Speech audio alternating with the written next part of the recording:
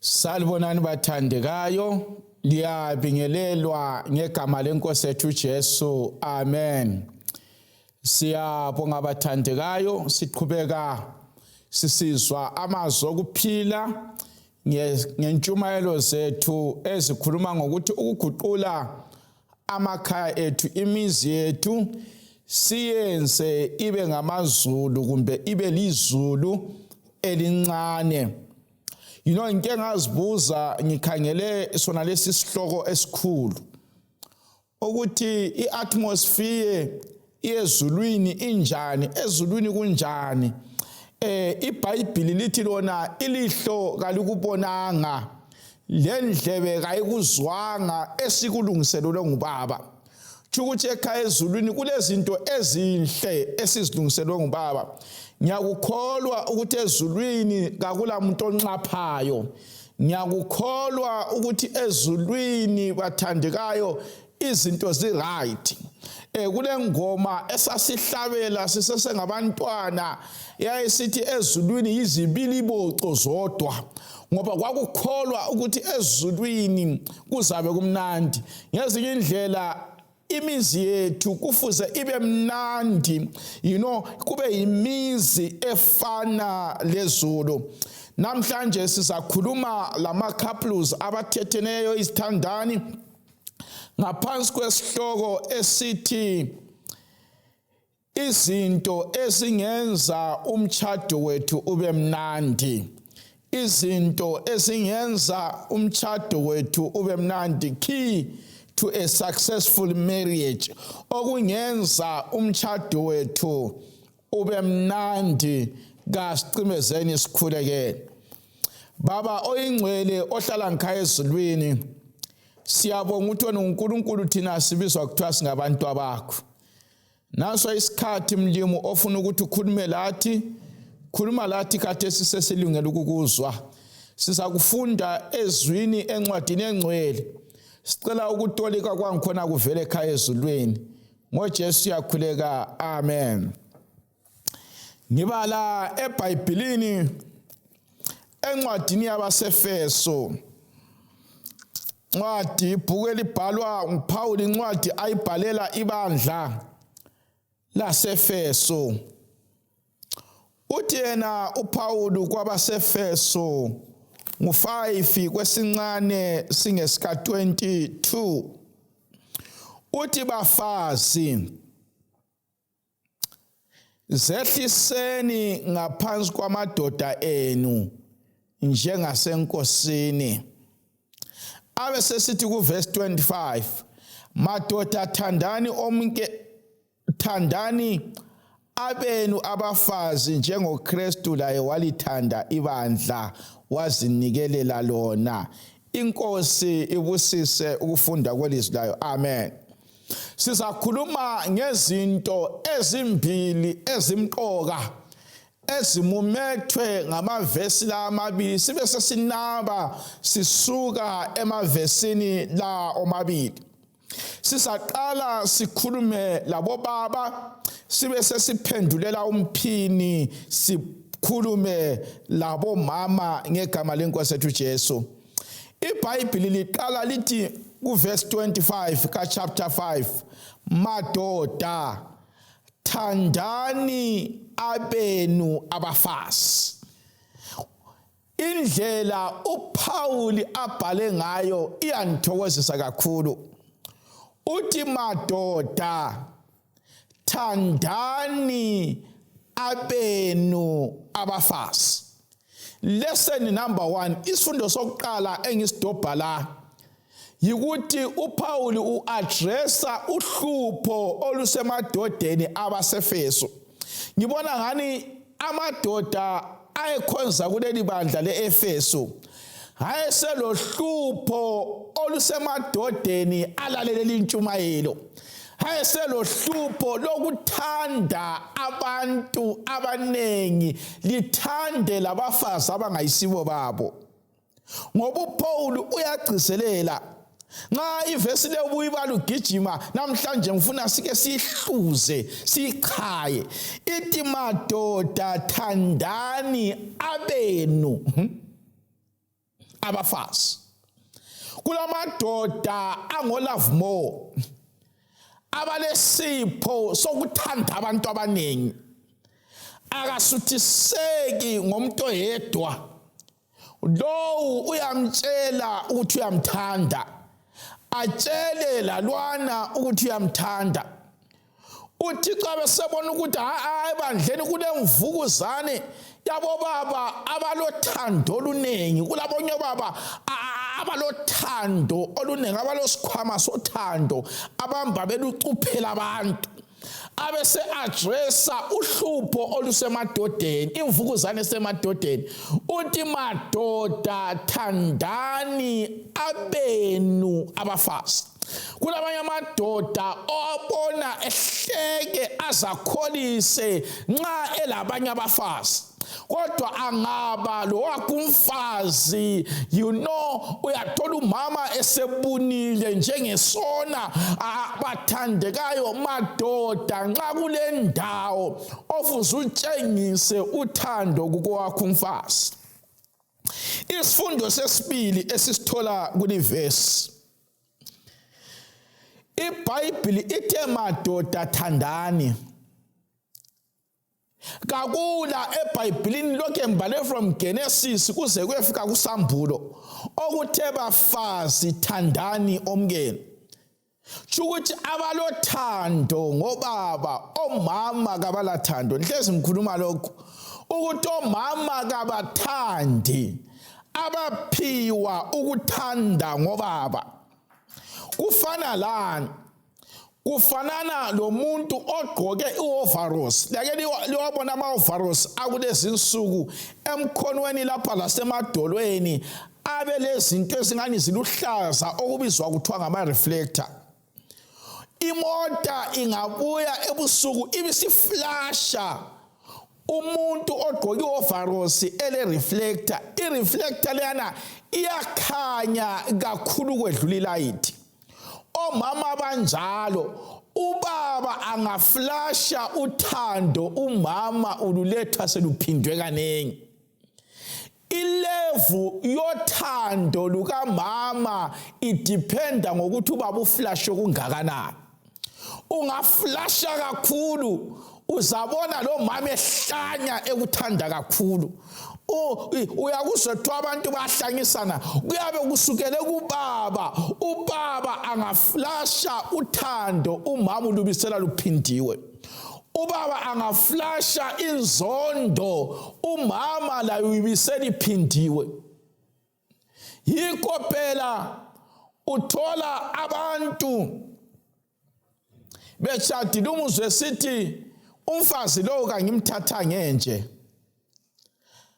Ungabuza umfazi la uyathi ngongenze ngabanje. Ama-couples amaningi nxa esilwa, indoda ithi kangimthatha ngenje, umfazi uphendula athi ngongenze ngabanje. Ngesizathu bani? Kulomunye ongasaflashi uthando ngendlela eluflasha ngayo.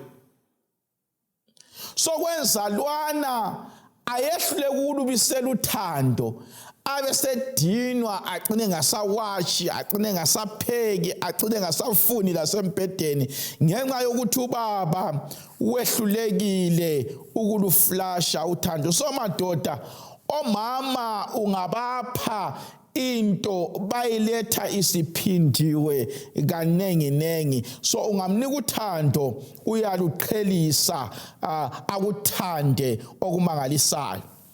Into esithathu esifunda kuvesi leyi ithi madoda thandani abenu abafazi njengoKristu laye walithanda ibandla.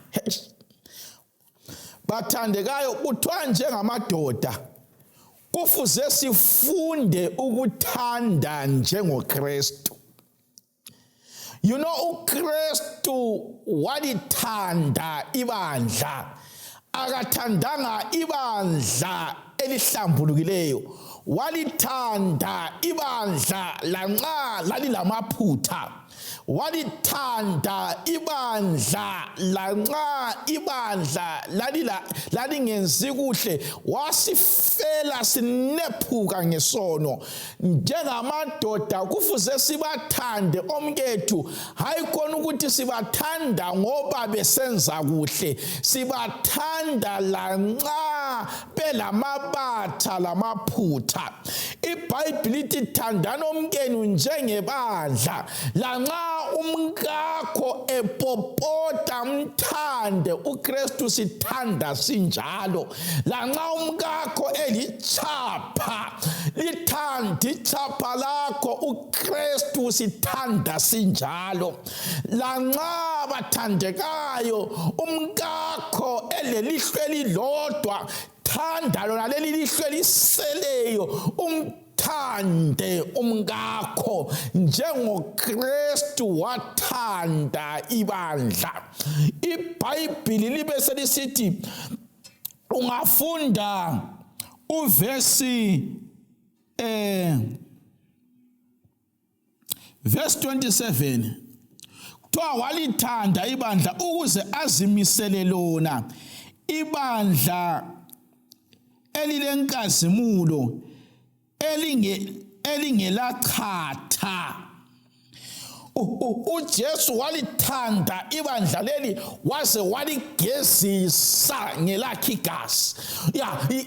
ijuti yendoda ukuthi akhiphe ezinye izinto ezikumkakhe angazithandiyo, azigezisele umkakhe abe yilokhu afuna ukuba yikho ufuna yikho khona. Nxa eyisidudla wena usubona ukuthi useqhela kakhulu, mthande, vuka laye, ugijime laye ekuseni, umslimise, umthande, umgezise abe yilokhu ofuna ukuthi abe yikho khona.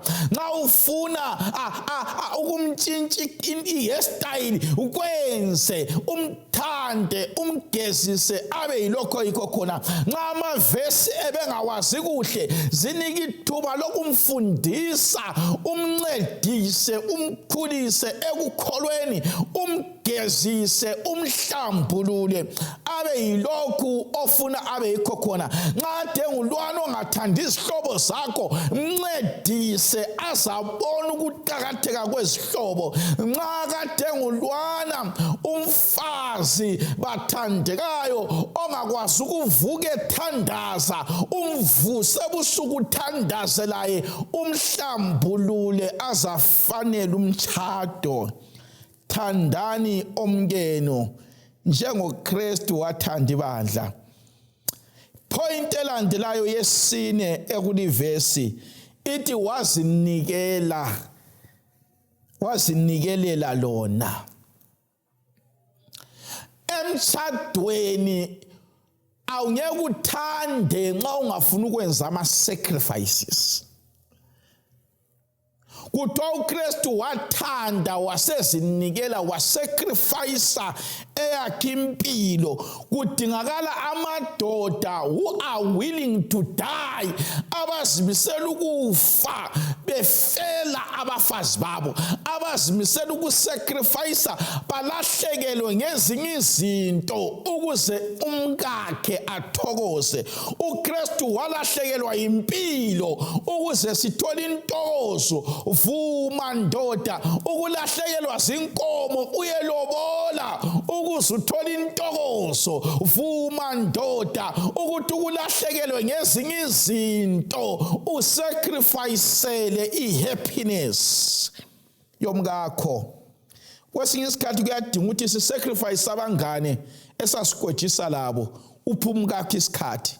Kwesinye isikhathi kuyadinga ukuthi usacrifice ukungabukeli ibhola kudlala iLiverpool leChelsea ukwenzela ukuthi ube lesikhathi lo mama. You need to sacrifice. You need to sacrifice. Kuyadinga ukuthi uzinikele. Mana ngeke ngikhulume labo mama.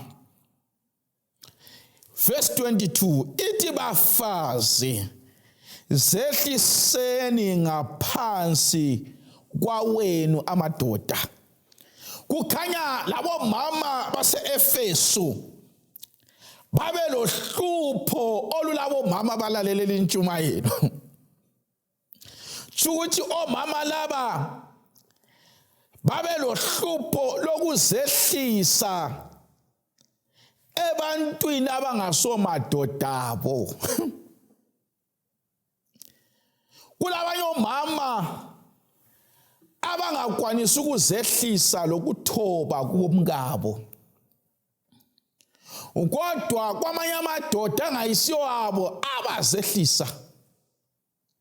Uyathola umama angakwanisi ukuguqela aviyoce, ngithi ukuviyocela umkakhe emnika ukudla.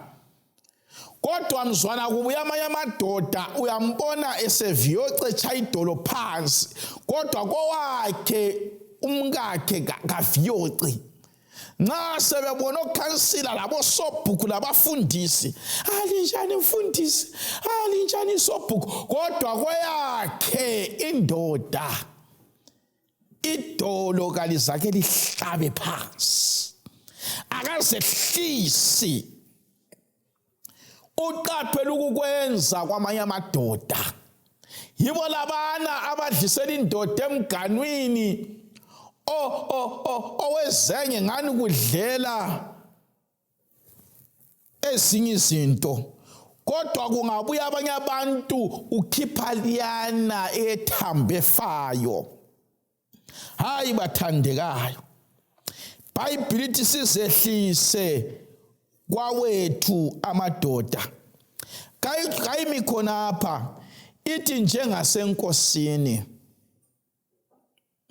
Nhlezi ngikhuluma ukuthi ngabo mama bayakwazi ukuthi izulu likhangelele ukuthi nxa omama ekhangela umkakhe abone inkosi.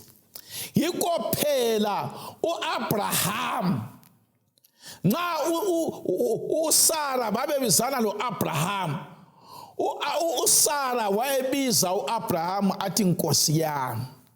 Wayekuzwisisa ukuthi ubaba ufaniswa lenkosi.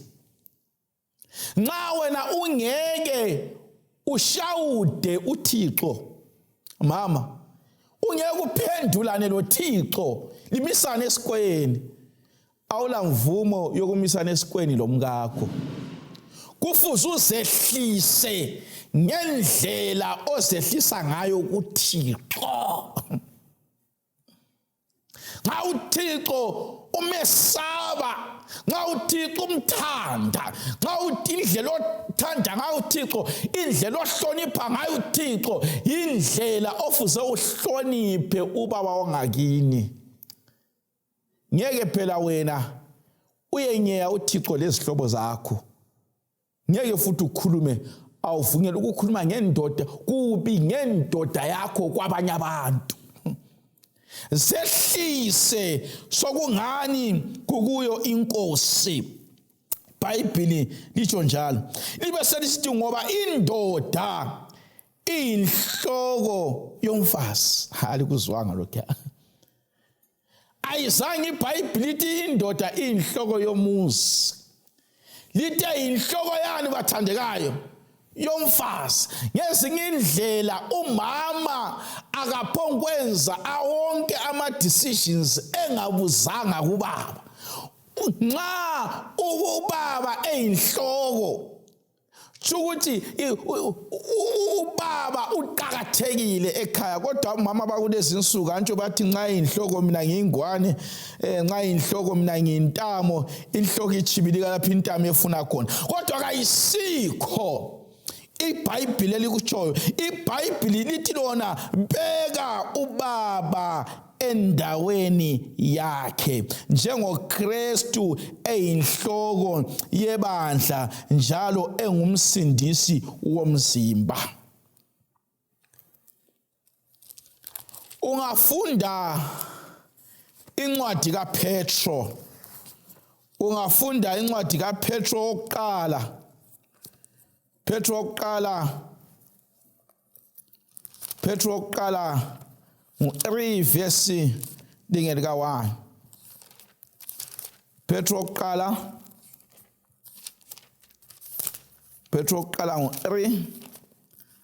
3 verse lingeli ka1. Bhayibheli likhuluma imfihlakalo yendaba. Petro oqala 3 verse ngeli ka1. Ithi ngokunjalo bafazi zehliseni ngaphansi kwamadoda enu ukuze futhi uba ekhona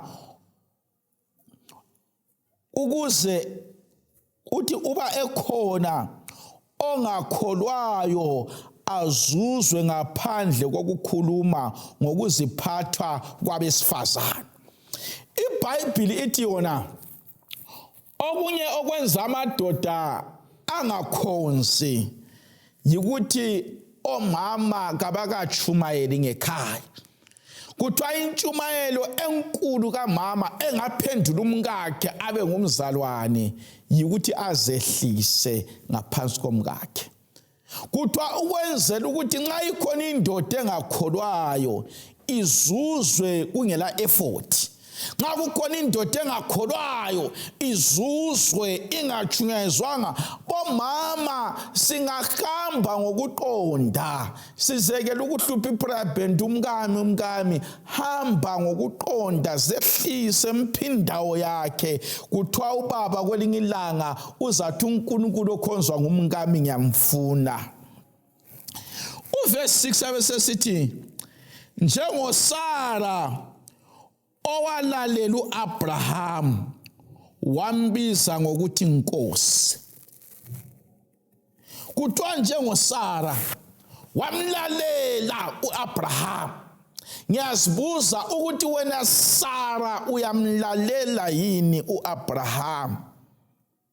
Kumbe ngenxa ukuthi sufunda ukwedlula uAbraham kawusamboni? Kumbe ngenxa yokuthi uhola ukwedlula uAbraham kawusamboni? Kumbe ngenxa yokuthi udrive imota ephezulu kuneka Abraham kawusamboni? Kumbe ngenxa yokuthi unesipho sokuchumayela lesokufundisa ukwedlula uAbraham kawusamboni? Kuthiwa uSara wamlalela uAbraham. Lanxa ungazube nemali engakanani, ungafika ngikhaya ungumama kawusobhosi, ungu-CEO emsebenzini kodwa ngikhaya ungumama, ungu-headmistress esikolo ngikhaya ungumama, ungumanager kodwa ngikhaya ungumama, ungafika ngikhaya zehlise njengosara, umlaleli uAbraham. Lanxa uAbraham engumakanika wena usehofisini, ungafika ngikhaya khipha isitulo sehofisi kasisale ofisini ngikhaya kulo mama, kakula manager, akula HR ngikhaya kulo mama. Omama abaningi kuyabehlula ukwehlukanisa emsebenzini la ngekhaya. Ungafika ngikhaya wethe emsebenzini uyachingela amanye amadoda wani kumsebenzi wa-ode uwabhalisa ama-report, ungafika ngikhaya ungumama awusobhosi. iBhayibheli lithi kuvesi ngu7, ngikhulume labo baba sibe sesivala inkonzo. Ithi ngokunjalo madoda hlalisanani ngokwazi lihloniphe owesifazana njengesitsha esibuthakathaka. Lathi bo baba umlimi uyasincenga uthi asibahlonipheni omama.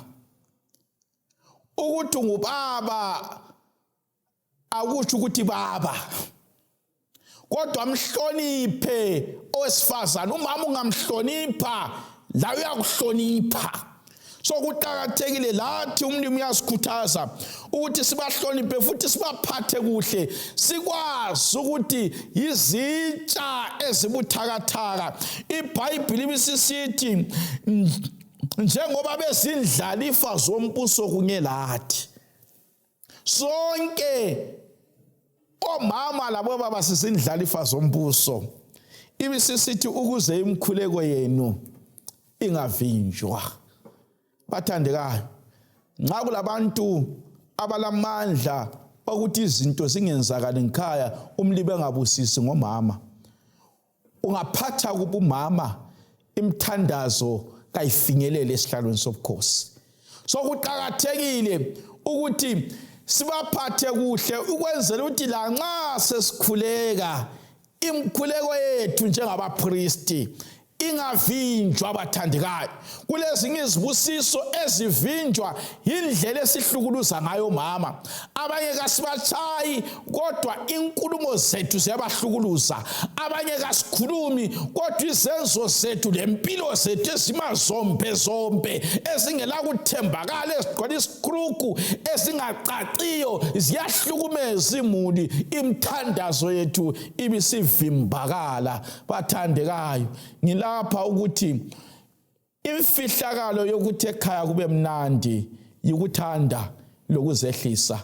Asikukhulekeleni ukuthi umlimi asisize sithande, siphinde sifunde ukuzehlisa. Lathi futhi boba basehleni labo mama behle bahloniphe, sihloniphane, sithandane. Ngikhaya kuzaba lizulu elincane. Inkosi ibusise ukufunda kwelizwi layo.